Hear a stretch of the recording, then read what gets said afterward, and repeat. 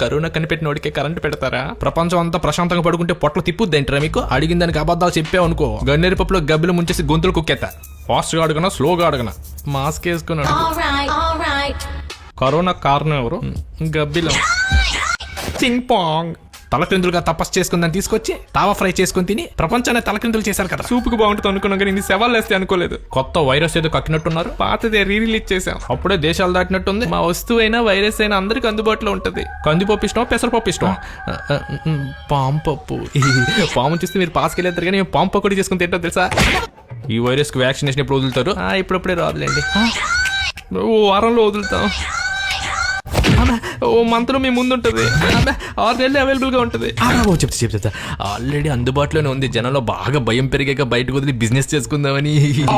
ఒక్క మాసం దీన్ని నక్కకన్నా నంగనా చెప్పారా మీరు? లాక్డౌన్ ఎందుకు లేట్ చేస్తున్నారు? కరోనా అంత క్రూయల్ కాదు ఇది. లాక్డౌన్ పెడితే కొన్ని లావాదేవీలు లాక్ అవ్వవు. శవాలు తేలుస్తారా? రేపే అంటే ఎల్లుండి పెట్టేస్తాం. అమ్మ మిషన్ కప్ప కాఫీ ఇచ్చేస్తుంది. జాగ్రత్త. ఇండియాకు అమెరికాకు అంటిన తర్వాత మేము అందరం అలర్ట్ అవుతాం. నాకేమైనా తీసుకొచ్చావా? ఏం తేలేదు. తెచ్చాను. ఏం తెచ్చావు? బల్లి బిర్యానీ.